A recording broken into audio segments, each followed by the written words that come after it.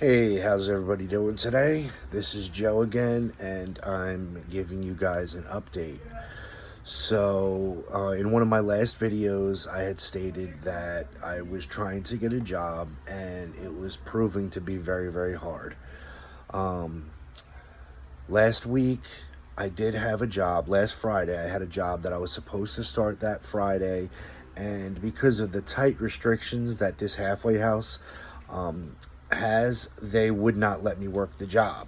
First, they said it was too far or too long of a trip because they said it took a 3 hour one-way time frame for me to get there. Wasn't the case. It was actually an hour and 33 minutes, but their job coach here, she's pretty much worthless.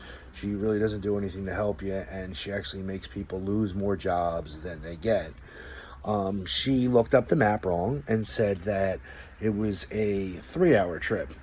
Her version of the trip was me walking 5.7 miles in a square where I could have made it. It was a mile and a half straight shot that went over. It went over an overpass, but there was a sidewalk and everything, but it didn't come up on her map, which was like MapQuest or Google Maps.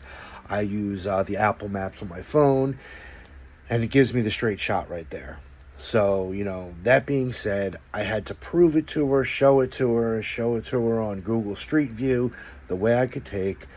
Gave me a huge hard time about it. Finally said, okay, we can let you do it. After the fact that I had already, had to tell them that I wasn't going to be able to make it. So they're kind of going back and forth. First I can, then I can't, then I can.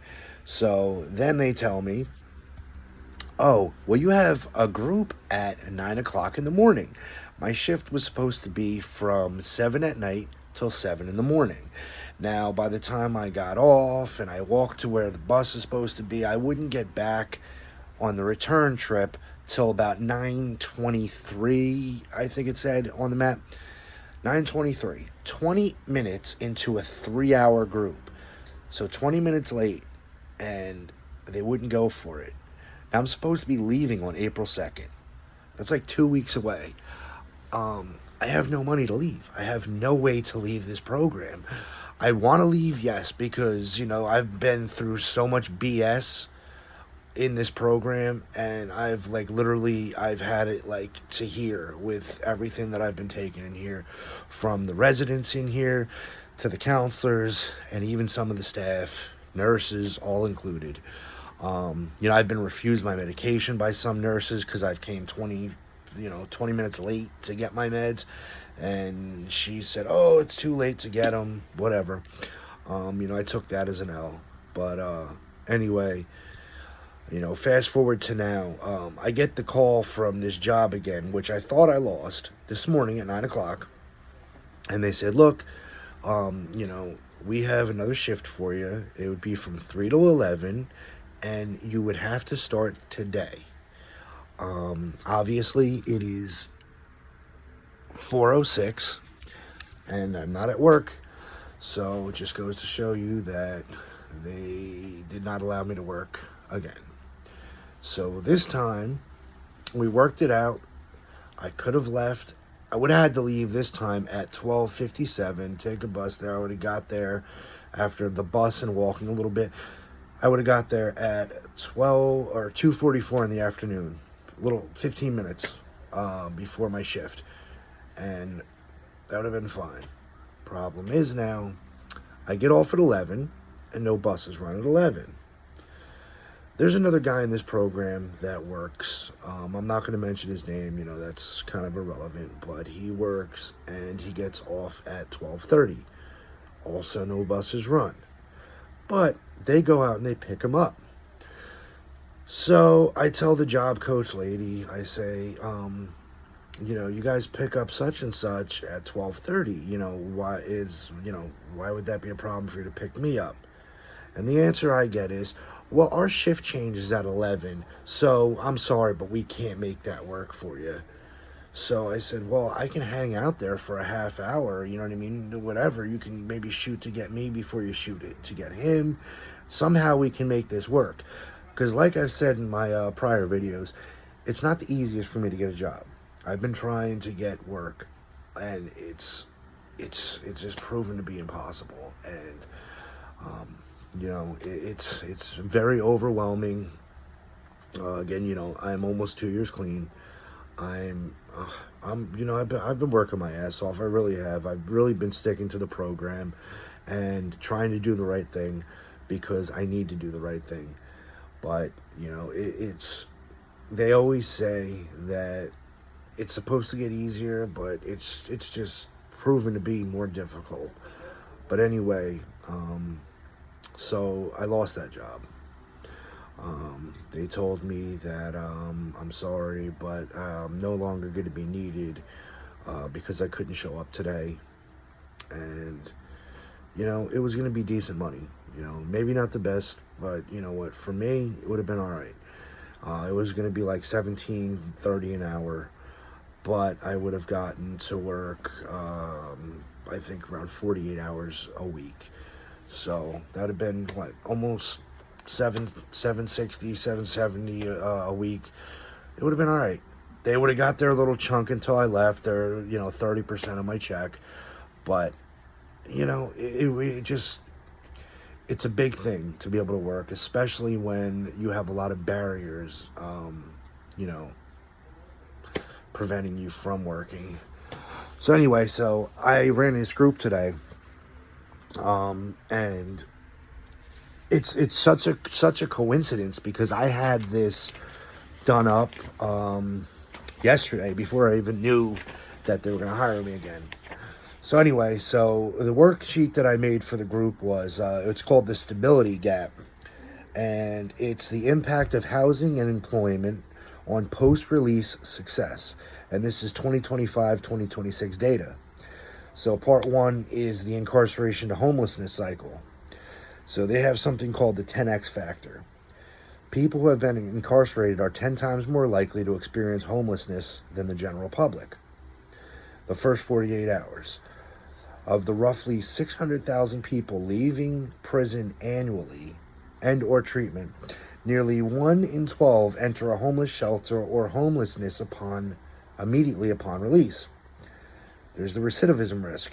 Formerly incarcerated individuals who are unsheltered are 13 times more likely to have new interactions with the justice system or relapse than those with stable housing. We have something, I'm in New Jersey, we have something they call the New Jersey context. It's in regions like ours, approximately 30% of individuals released from correctional institutions and or treatment facilities experience homelessness within the first 2 years. So part two of my worksheet was the employment barrier, the jobless rate. The unemployment rate for a formerly incarcerated person is over 27%. So that, by comparison, is higher than the peak of the Great Depression, which was at 25%. The first 2 years rule is unemployment is highest during the first 24 months post-release. Roughly 30% of people are unemployed during this window, compared to a 14% of those who have been out for 4 years or more. And then there is called rapid reentry. Studies show that obtaining a job within the first 3 months of release is the single strongest predictor whether an individual will avoid rearrest or relapse in the first year. Rehab versus recovery. The relapse trigger. Without stable housing, relapse rates for substance abuse disorders soar above 50% within the first year of post-treatment. Approximately 23% of people who use illicit drugs while homeless report that they began using after losing their housing as a way to cope with the stress and trauma of being unsheltered. We have this also, and this is just a little tidbit that I added at the end. This is a data summary of the recidivism rate. So the recidivism rate is between minus 2.5% and 12% for people with housing and a job, with housing being the number one factor. Of course, a job is right there next to it, but housing is the main thing. Because I've noticed with myself and other people that if you don't have stable housing, it's almost impossible to get a job. Nobody's going to hire you if you have no place to shower, to keep clothes, and to be secure.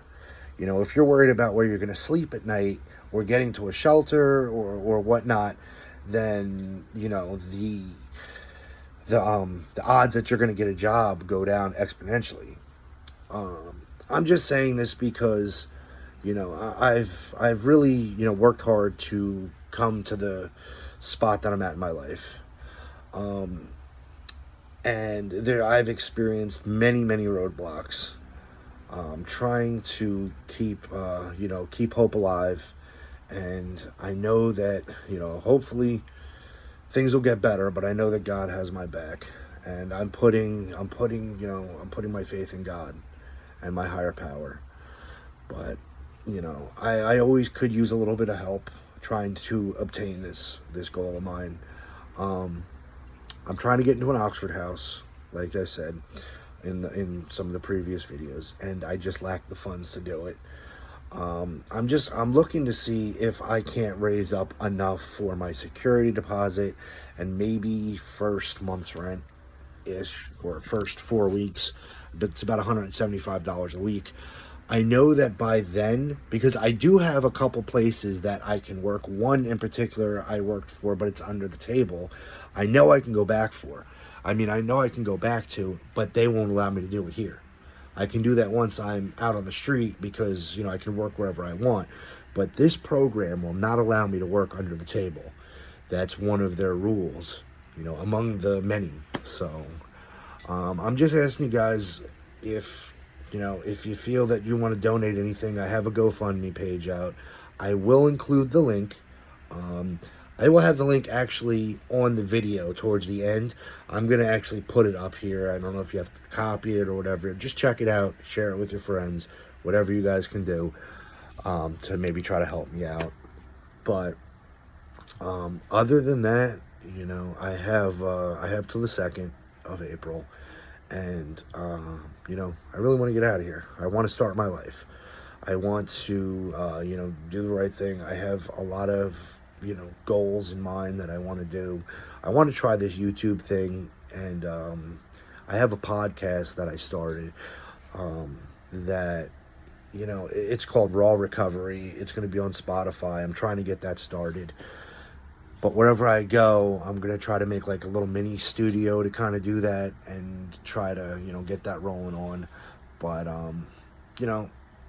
I know one thing they say is, one addict helping another. And I'm trying to do that as much as I can give back. But, that's all I got for now. I will keep you guys posted like always. But, take it one day at a time like I'm doing and keep the faith. All right, guys. Thank you.